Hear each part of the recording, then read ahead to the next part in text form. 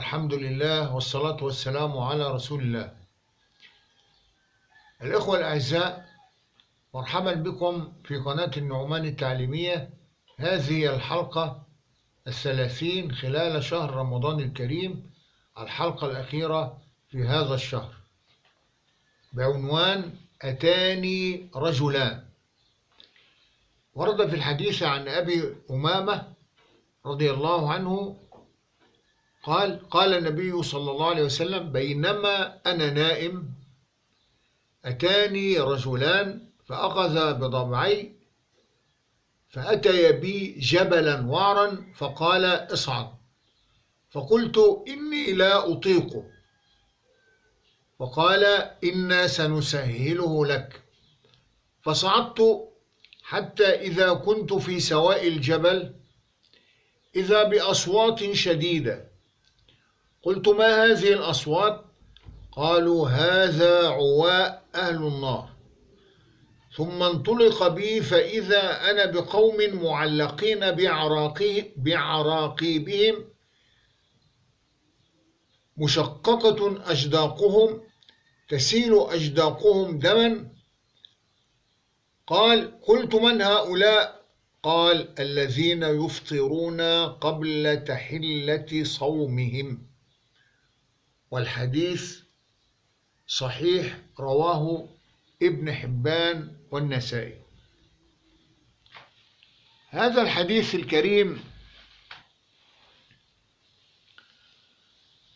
يوضح لنا أمرا هاما، وهو أننا كنا في شهر رمضان الكريم في خير عميم يلفنا من فوقنا ومن تحتنا ومن جميع النواحي.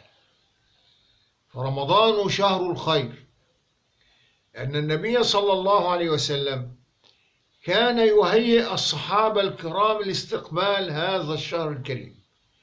وقد ورد في الحديث عن سلمان الفارسي رضي الله عنه أنه قال: خطبنا رسول الله صلى الله عليه وسلم في آخر ليلة من شعبان فقال: أيها الناس، قد أظلكم شهر كريم مبارك.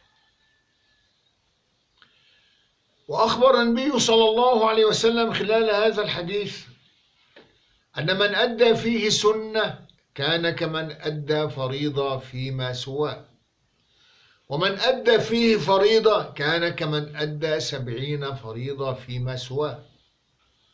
وهو شهر يزاد فيه في رزق المؤمن، سبحان الله. وكلنا يشعر بهذا، كلنا يشعر بهذا خلال هذا الشهر الكريم. تجد الناس كلها خيرة، تجد الرزق متسع، سبحان الله، تجد الطعام متوفر بطريقة عجيبة، يعني خارجة عن نطاق الحسابات المادية، سبحان الله. والنبي صلى الله عليه وسلم أخبر الصحابة في نهاية هذا الحديث في قوله: من فطر فيه صائما كان له مثل أجر الصائم لا ينقص هذا من أجورهم شيئا. يعني من ساهم في إفطار إنسان صائم كان له مثل أجره دون أن ينقص هذا من أجر الصائم، لأن الله سبحانه وتعالى كريم، هو له ثواب كأجر الصائم تماما، ولكن الصائم له ثوابه لا ينتقص منه. بعض الناس إذا قدمت له تمرة أو كوب ماء أو كوب من اللبن أو أي شيء يفطر عليه يمتنع، يقول لك: هل تريد أن تأخذ صيامي؟ وهذا فكر خاطئ. إنه لا يأخذ صيامك، هو يأخذ ثواب وأنت تأخذ ثواب. أنت ستأخذ الثواب كاملا، وهو سيأخذ ثوابا آخر من عند الله دون أن ينتقص من ثوابك، ولا يؤخذ من ثواب الصيام شيء، ستأخذ الثواب كاملا. فالصحابة عليهم رضوان الله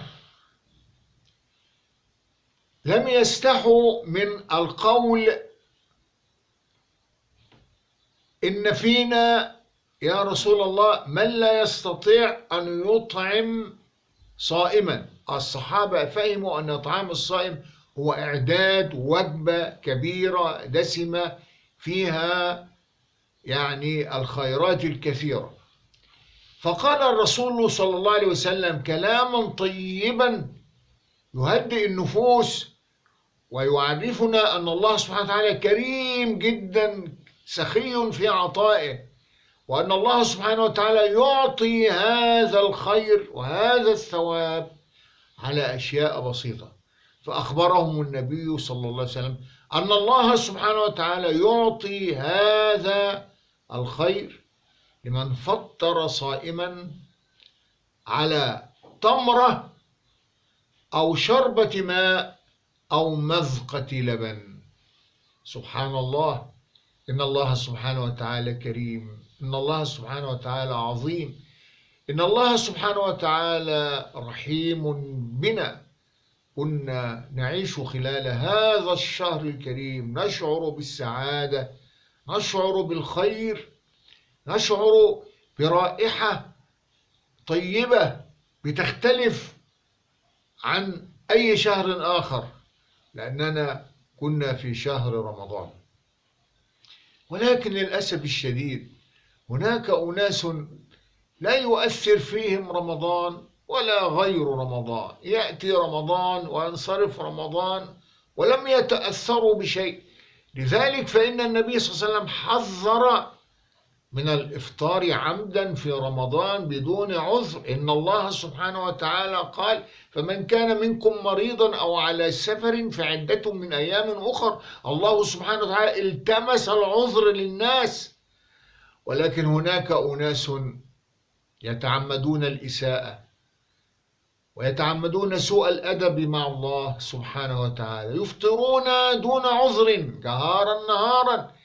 فهذا الحديث يخبرنا فيه النبي صلى الله عليه وسلم أنه رأى رؤيا، رأى أن رجلان قد جاء إليه وهو نائم وأيقظاه وأمسكاه من ضبعيه، والضبع هو ما بين الكتف والساعد، يعني واحد أمسكه من كتفه الأيمن والآخر أمسكه من كتفه الأيسر، ثم مشى به حتى وصل إلى جبل عال، فقال اصعد. فقال النبي صلى الله عليه وسلم لا أستطع، فقال سنسهله لك، فساعداه على الصعود حتى وصل إلى أعلى الجبل، فسمع أصوات غريبة، صراخ وعويل، فسأل ما هذه الأصوات؟ فقالوا عواء أهل النار والعياذ بالله. ثم سار به صلى الله عليه وسلم فوجد أناسا معلقين من عراقيبهم، يعني معلقين من أرجلهم ورؤوسهم إلى أسفل، وأجداقهم شفاههم مشققة يسيل منها دم وقيح وصديد والعياذ بالله. منظر قبيح، منظر فيه عذاب شديد لمن هذا العذاب. سأل النبي صلى الله عليه وسلم من هؤلاء وما هذا؟ قالوا هؤلاء الذين يفطرون قبل تحلة صومهم، يعني يفطرون عمدا في رمضان قبل أن يحل لهم الصيام، يعني يفطرون عمدا في رمضان دون عذر، يعني ليسوا مرضى وليسوا على سفر، هم أصحاء أقوياء يستطيعون الصيام، ولكنهم يفطرون عن عمد جهارا نهارا في رمضان دون عذر، يتحدون الله سبحانه وتعالى خلال هذا الشهر الكريم. فكانت هذه عقوبتهم. فإذا أيها الإخوة الأحباب، مضى هذا الشهر الكريم سريعا ولم نشعر له بأي ثقل، وسبحان الله العظيم ندعوه تبارك وتعالى نتجاوز عن سيئاتنا، أن يتقبل منا صالح الأعمال، أن يرفع عنا البلاء والوباء وسوء الأخلاق، وألا يؤاخذنا بما فعل السفهاء، وأن يذهب عنا هذا الحزن وهذه الأمراض. سبحان الله. ندعو الله سبحانه أن ينفعنا بما علمنا. وأقول قولي هذا وأستغفر الله لي ولكم، وصلى اللهم على نبينا محمد وعلى آله وصحبه وسلم.